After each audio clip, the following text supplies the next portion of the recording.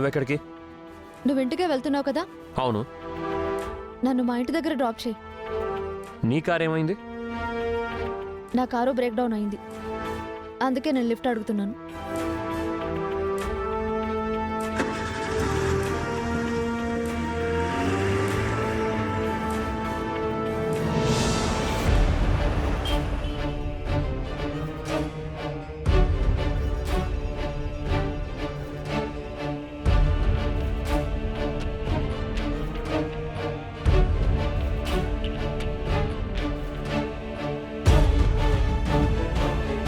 ఎందుకు అలా చూస్తున్నావు? ఇద్దరం కలిసి లైఫ్ జర్నీ స్టార్ట్ చేద్దాం అనుకున్నాం. నువ్వేమో సపరేట్ రూట్ ఎంచుకొని నాకు దూరం అయ్యావు. ప్లీజ్ అదితి, నువ్వు మళ్ళీ స్టార్ట్ చేయకు. నాకు ఓపిక లేదు. కానీ నాకు పేషెన్స్ ఉంది గౌతమ్. నువ్వు నేను కారులో కలిసి ప్రయాణం చేస్తున్నాం. ఏదో ఒక రోజు నీ మనసు మారి నా గురించి ఆలోచిస్తావు. అప్పుడు నా రూట్లోకి వచ్చి మనం కలిసి లైఫ్ జర్నీ స్టార్ట్ చేస్తాం. ఆ నమ్మకం నాకుంది.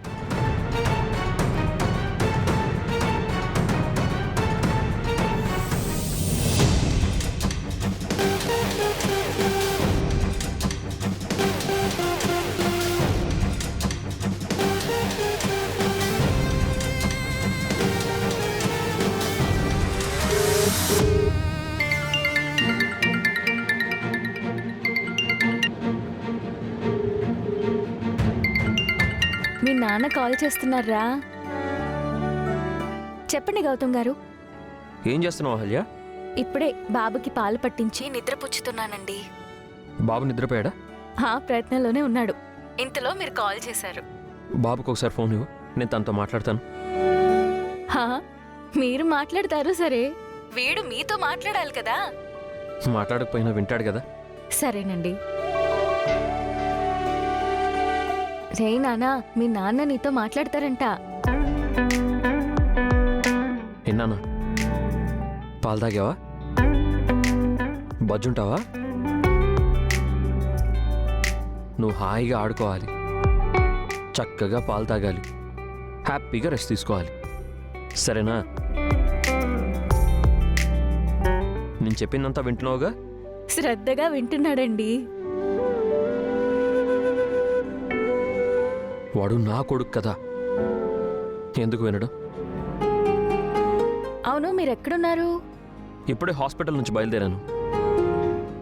పొద్దున ఇంటి నుంచి బయలుదేరేటప్పుడు బాబుకి డైపర్స్ కావాలన్నావు కదా?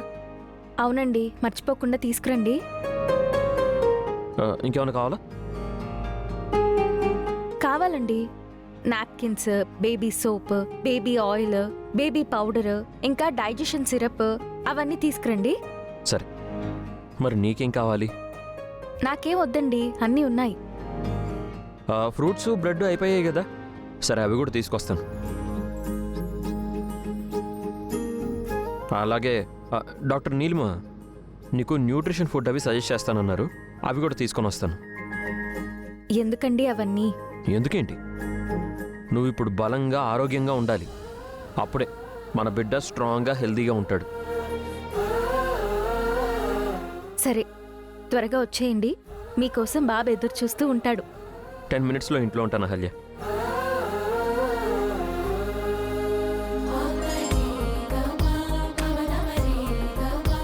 బాయ్ బంగారం.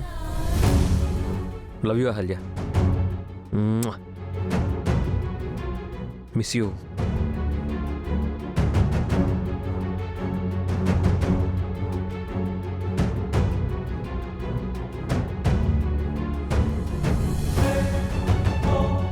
నా భార్యకి నా బాబుకి కావాల్సిన వస్తువులు తీసుకోవాలి. కాసేపు వెయిట్ చేయి.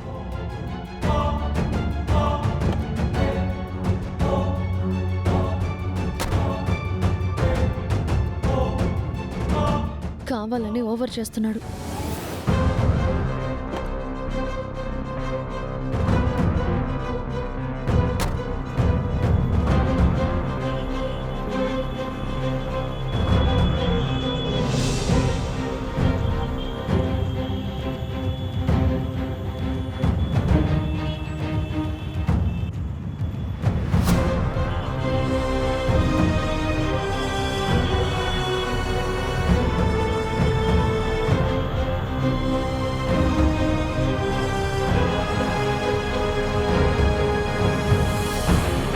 చూసావా, ఇప్పుడు నేను నా భార్య గురించి నా బిడ్డ గురించి మాత్రమే ఆలోచిస్తున్నాను. వాళ్ళ గురించి తప్ప నాకు వేరే ఆలోచనే లేదు. అర్థమైందా? నువ్వు స్మార్ట్ అని తెలుసు గౌతమ్, కానీ మరీ ఇంత ఓవర్ యాక్షన్ చేయకు. హలో, నేనేం నటించట్లేదు. నేను నిజంగానే హార్ట్ఫుల్గానే చెప్తున్నాను. నా భార్యని నా బిడ్డని నేను ప్రేమిస్తున్నాను. వాళ్ళ గురించి ఆలోచిస్తున్నాను. ఫోన్లో విన్నావు కదా.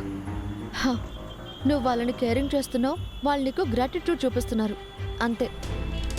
అంతకు మించి ఇంకేం లేదు. అంటే ఏంటి? అంటే నాకు నా భార్యకి ప్రేమ లేదు అంటున్నావా? అంటే మా బంధం అబద్ధం అంటున్నావా? నన్ను దూరం పెట్టడానికి నువ్వు వాడుతున్న నాటకం అంటాను. నువ్వు ఇలా మాట్లాడితే నేనేం చేయలేను. హ, ఇదంతా చేస్తే నేను నీకు దూరం అవుతానని, నీ మీద ప్రేమ తగ్గిపోయి డైవర్ట్ అవుతానని అనుకోకు. నేను నిన్ను అస్సలు వదిలిపెట్టను. నువ్వు అహల్య కలిసి ఏదో రహస్యం దాస్తున్నారని, గేమ్ ఆడుతున్నారని నాకు డౌట్గా ఉంది. అదేంటో ఎలాగైనా కనిపెడతాను. మీ గుట్టు విప్పి నిన్ను నా సొంతం చేసుకుంటాను. మా మధ్య ఏ సీక్రెట్స్ లేవు, నేనేం దాయలేదు. నువ్వు తెగ కష్టపడిపోకు. నువ్వెన్నైనా చెప్పు, నేను చేయాల్సింది నేను చేస్తాను. బాయ్. అదేంటి, నేను ఇంటి దగ్గర డ్రాప్ చేయమన్నావుగా. నువ్వేం నన్ను డ్రాప్ చేయాల్సిన అవసరం లేదు. నీ ఓవర్ యాక్షన్ నేను చూడలేను. వెళ్ళు. Okay.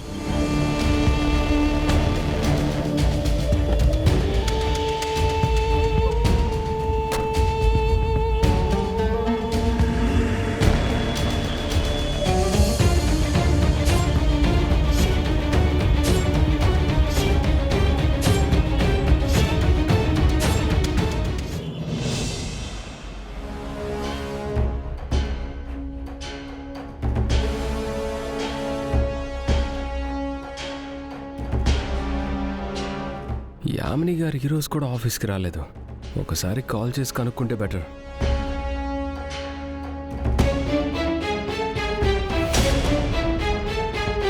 Hello Vikrant, how are you?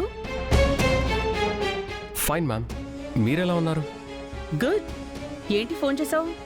Is everything okay? Yeah ma'am. మీరు ఈ మధ్య ఆఫీస్కి రావడం లేదు. మన కంపెనీ డైరెక్టర్స్తో కూడా టచ్లో లేరని చెప్తున్నారు. సారీ విక్రాంత్, నేను కొంచెం స్ట్రెస్లో ఉన్నాను. What happened ma'am? Any problem? అది personal matter Vikrant. If you don't mind ma'am, ఈ ప్రాబ్లమ్ని నేను సాల్వ్ చేయగలను అనుకుంటే నాతో చెప్పండి.